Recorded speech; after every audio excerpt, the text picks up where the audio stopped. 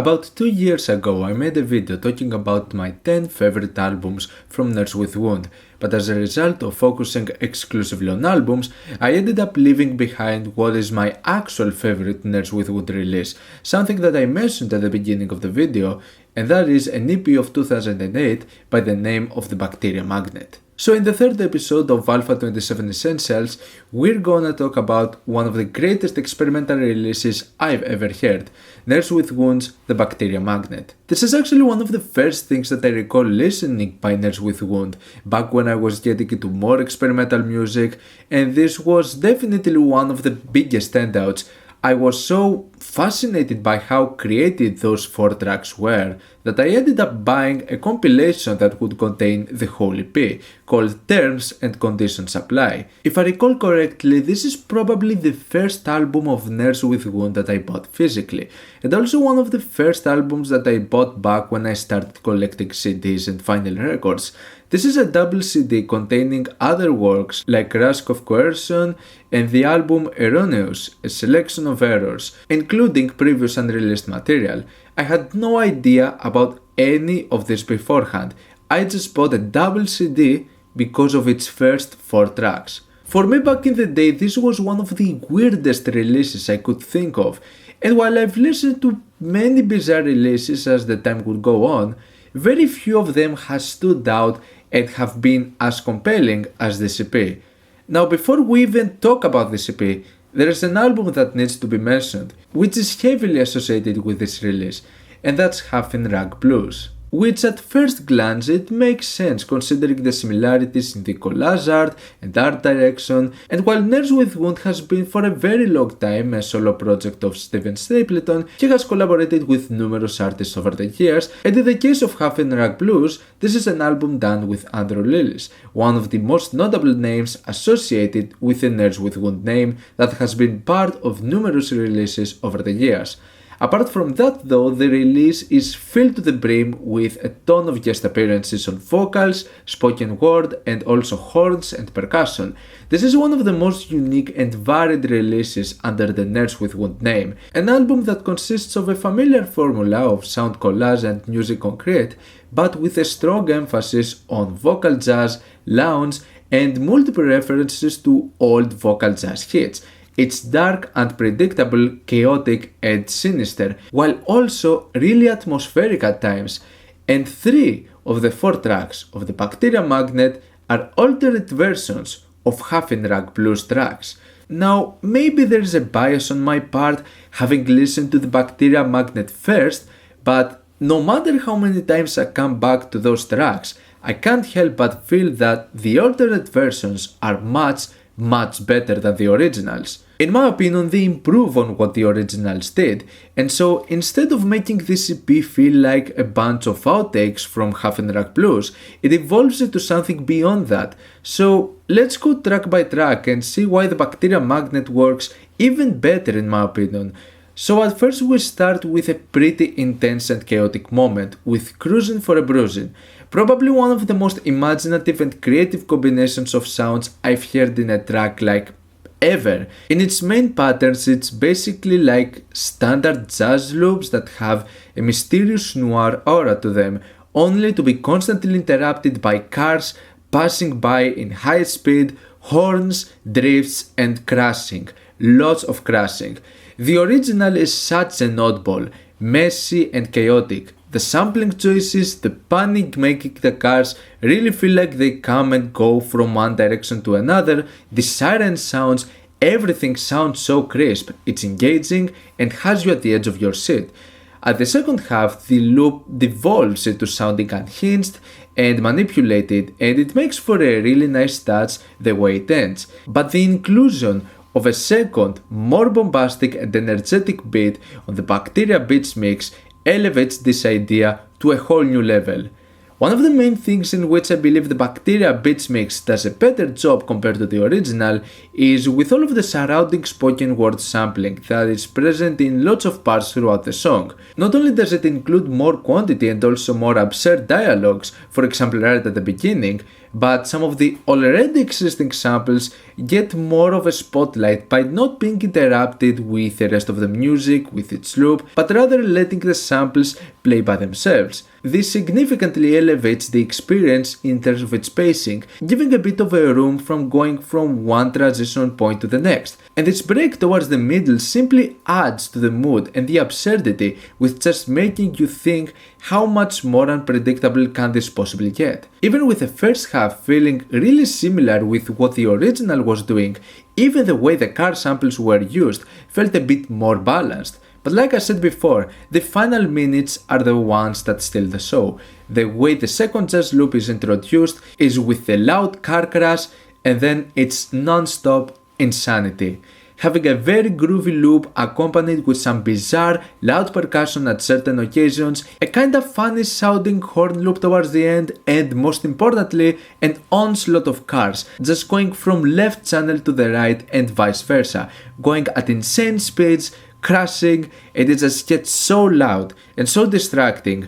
It's certainly overwhelming, and with a bit ending abruptly, you get a few horn sounds, a final crash, and then what feels like the sound of the aftermath, which is picking up all of the glass from the crash site. There could be an argument that certain parts of the song were randomly put together, and this is probably true. I won't deny the possibility of something like that being the case. But certain parts, like the way it starts, the beginning, the middle and the end, have to be intentional, the way they're structured and paced. No matter how much of this is nonsense, or how much of this is carefully crafted and put together, this remains to this day one of the most creative pieces of art I have ever consumed. It is so absurd that just thinking about this being a thing astonishes me.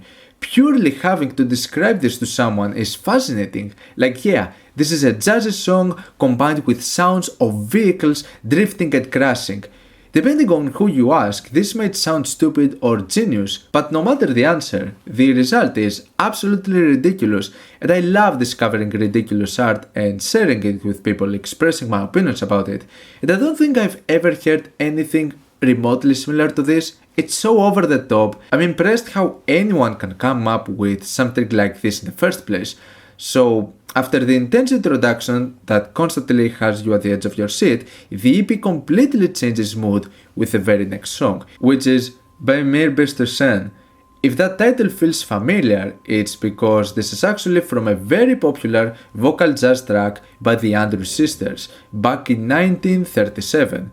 So this is basically a cover of the song, but as you can guess, it's completely unrecognizable and nothing like the original. In the context of Huffin Rag Blues, this was like a hidden song right at the end of the album, playing after a long silent pause at the track All of Me. This is a track with the least alterations, if there are even any of them, outside of the beginning of Huffin Rag Blues, where it has this loud feedback sound for like a second. The way in which I believe it's an improvement of the Bacteria Magnet is by cutting the filler at the beginning and end, and keeping the main cohesive parts of the song.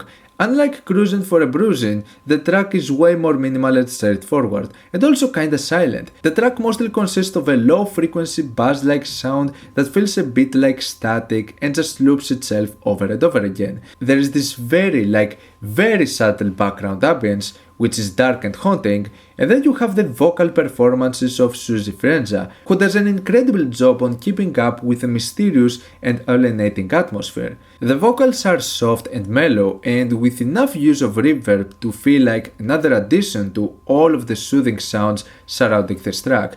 There's not much to add about this song since there's not a lot going on to it, but its minimal approach comes in great contrast with what the first track did, and it's a very interesting idea overall that also feels kinda refreshing for Nerds with Wood standards in some cases. Even if it's not really all that flashy, its inclusion feels quite appropriate and only adds to the weirdness of the project. The third track is Thrill of Romance, the Bergo Partridge mix, also included in Huffin Rag Blues, but with a slightly altered version. Another track that keeps the more minimal elements of Cruisin, and it's another kinda soothing moment, although a bit more dynamic and upfront rather than almost silent. This track also adds the more unsettling atmosphere of the previous song, and this version right here works better on being more haunting because it's more minimal than the original. The original is pretty similar in its tone and pacing. You have the minimal jazz loop, also having a bit of a noir feel to it, it sounds mysterious, and also you have these great vocal performances by Frida Upton that also add to the atmosphere on creating an odd and unusual vocal jazz track. But the original also included 3 improvised guitar parts that were certainly an interesting addition, but in my opinion ended up being kinda distracting and not the greatest addition with what the track was doing. So listening to the Bergo Partridge mix, it makes sense why they end up making a stripped back version of the song. Not that the original isn't still great and containing an impressive concept behind it with the way it sounds and the elements it combines, but the more minimal and stripped back version of the Bacteria Magnet feels more appropriate, and it's like it fixes the song. It makes the guitar parts feel like a mistake that got fixed in a later version. It's like a proof that more does not always mean better. The more minimal later version and the exclusion of the more distracting elements manages to make a song that is far more captivating. The ending is also quite different, although I can't really tell which one I prefer, because both are very solid ways to end the song. The original ends up having a very loud feedback noise that comes out of nowhere and makes for a very surprising and unexpected finisher, only for it to disappear in mere seconds and having a long atmospheric fade out. On the other hand, the finisher on Bergo Partridge mix is more carefully crafted with an excellent presence of haunting background vocals and makes for a very nice closure to an already dark song. It's a sense with the vocal parts playing by themselves and making for a smooth conclusion. The other interesting thing about this track is that it seems like it has references to other vocal jazz songs. I don't know if that's the case with the first half, but after a sudden loud drum part that breaks the monotony and is present in both versions, the vocalist ends up in the second half only repeating the line, "Why don't you do right?" also coming from a classic vocal jazz piece first performed by Benny Goodman and Peggy Lee on vocals. These elements also add to the very interesting combinations of sounds playing in moods you wouldn't really expect to work as well as they do.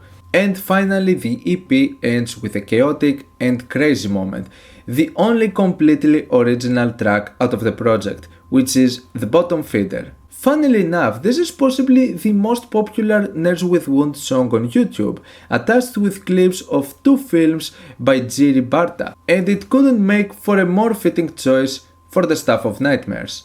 In only 5 minutes, this track has so much going on to it. It's undoubtedly one of my favorite and most creative pieces of music I've heard from Nerds with Wound, period. The Bottom Feeder also has a main idea going on to it, with a beat that constantly loops, and it's the most different compared to anything else the project was doing beforehand, as there's a heavy industrial undertone to it. The sounds are quite mechanical. The only element that comes close to vocal jazz are some of the vocal samples towards the second half of the song, which only add a slight reference to a more vintage approach due to how heavily manipulated they are, and this is the main characteristic about this song. Every vocal part out of this is extremely manipulated. It's glitchy, it has stretch effects, cut-off and resonance, and it's in such a big portion of the song as well. But apart from the main elements that you'll see reoccurring, the track is full of surprises, and that's because almost every single time it doesn't take more than a couple of seconds till the main idea is interrupted by something, whether it's by some abrupt loud mechanical beats or the beat getting muffled with a lot of the highs being cut off, or just a bunch of different samples. Before we even reach halfway at the song, there's an interruption with some frightening distorted screams. The interruption happens again right after a couple of seconds, more layers of the screams are added, then there's a fade out, the beat plays in the background with only low frequencies present, then there's a music box, and after a while you get those intense, horrifying sounds that actually sound better and more unsettling than the majority of horror movie sounds. It's like so creepy and out there. The beat plays again halfway through. You have a couple of change-ups with the vocal sampling, using female vocals and with a different use of effects compared to what the track was doing at the beginning. The interruptions to the main idea keep happening, with bizarre industrial soundscapes, or even the sound of a burp coming out of nowhere. The track ends with an immaculate use of distorted beat crusher effects on glitchy vocal parts that are put together in such an intriguing way that, in case it wasn't intentional, it would be really surprising because the way all of those elements are structured is mind-blowing.